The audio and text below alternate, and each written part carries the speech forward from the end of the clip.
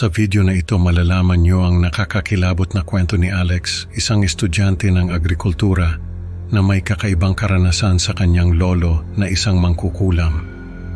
Sa kanyang pagbisita sa liblib na bahay ng lolo, natuklasan niya ang mga lihim na bumalot sa kanilang pamilya, mga sumpa at multo na sumusunod sa kanya. Habang tumatagal ang kanyang pananatili, unti-unti niyang nararamdaman ang takot na bumabalot sa kanyang lolo, lalo na tuwing undas.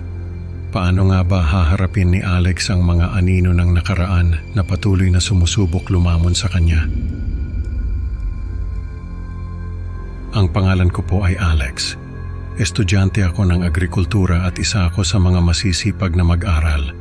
Hindi naman sa pagbubuhat ng bangko, pero ako talaga yung tipo ng estudyante na kahit walang pasok ay nasa school pa rin. Nag-aaral sa library, nakikigamit ng computer sa computer lab, nakikipag-usap sa mga prof, basta lahat ng pwedeng gawin para matuto ay ginagawa ko. Kaya naman sa lahat ng kakilala ko, ako yung may pinakamaraming kwento sa school. Pero hindi tungkol sa school ang kwento ko ngayon. Tungkol ito sa lolo ko na isa umanong mangkukulam. May sakit na yung lolo ko at hindi na siya nakakalakad. Ang sabi niya ay takot daw siya sa dilim, lalo na kapag undas. Yung mga pinsan ko na nakakausap siya ay sinasabi na may mga multo raw na sumusunod kay lolo. Nung una ay hindi ko pinapansin yung mga kwento nila. Sabi ko, baka may demensya na si lolo kaya kung ano-ano na lang ang sinasabi niya. Pero dahil na rin sa curiosity ay nagpunta ako sa bahay nila lolo. Medyo malayo yung bahay nila sa amin. Nasa kabayanan kami samantalang sila lolo ay nasa liblib na lugar, malapit na sa bundok. Sabi ko kay lolo, ako na muna ang mag-aalaga sa kanya. Ayaw niya nung una kasi daw baka mapabayaan ko yung pag-aaral ko. Pero napapayag ko rin siya. Hindi ko sinabi kay lolo na kaya ko gustong magstay sa bahay nila ay dahil gusto kong malaman yung mga sikreto niya. Hindi naman ako nabigo. Sa unang araw ko pa lang sa bahay nila lolo, ay nakahanap na ako ng anting-anting sa ilalim ng kama niya. Nung sumunod na araw ay nakahanap ako ng diary. Hindi ko in-expect na may diary pala si lolo. Hindi ko nababasahin lahat ng nakasulat sa diary ni lolo. Pero ang sabi niya ay isa siyang mangkukulam. Marami na raw siyang isinumpa na tao.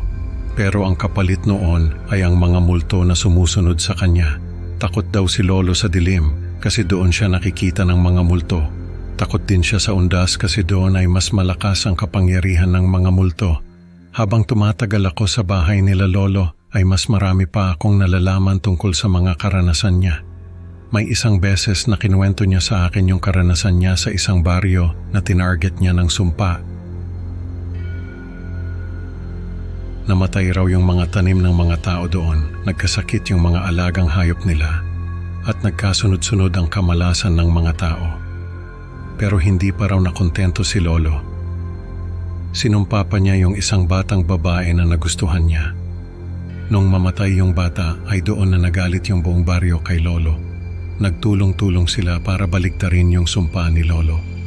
Nagtagumpay sila at lahat ng sumpa na pinakawalan ni lolo ay bumalik sa kanya. Doon na raw nagsimula yung mga multo na sumusunod sa kanya.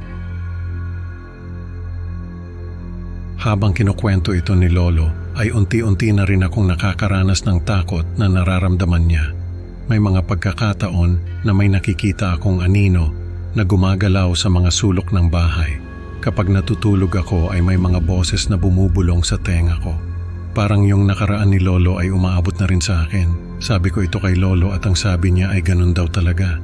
Kapag tumatagal sa bahay niya ay naaapektuhan na rin ng mga sumpa ang mga tao. Kaya nga raw siya nag-iisa na lang sa bahay. Wala na siyang kasama kasi natatakot sa kanya yung mga kamag-anak niya. Nagpaalam na ako kay lolo na uuwi na lang sa amin. Pero sabi niya ay samahan ko muna siya hanggang undas. Kasi nga raw ay mas nagiging agresibo yung mga anino sa tuwing undas. Kailangan daw niya ng kasama na magbabantay sa mga kandila na sinisindihan niya. Kasi pinapatay daw ng mga anino yung mga kandila. Nung gabing yon ay sinindihan ni lolo yung mga kandila. Nilagay niya sa mga bintana at sa pintuan. Tapos ay umupo kami sa gitna ng bahay. Nung mamatay yung unang kandila ay sinindihan ko ulit, pero maya-maya lang ay namatay ulit. Sinindihan ko ulit at ganoon ulit ang nangyari. Sabi ni Lolo ay wag daw akong titigil sa pagsindi. Wag ko raw hahayaan na matagal na patay ang kandila kasi kapag nangyari yon ay lalapit sa amin ang mga anino. Nagsimula na akong kabahan. Nagdasal ako habang paulit-ulit na sinisindihan yung mga kandila. Napansin ko na habang tumatagal ay palapit ng palapit sa amin yung mga anino.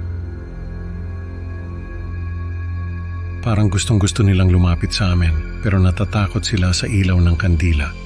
Nung oras na yon ay naintindihan ko na kung bakit takot sa dilim si Lolo. Kasi ang dilim mismo ang gustong lumamon sa kanya. Hindi ko na alam kung ilang oras akong nagsindi ng mga kandila. Pero nung mag-uumaga na ay saka lang ako nakahinga ng maluwag.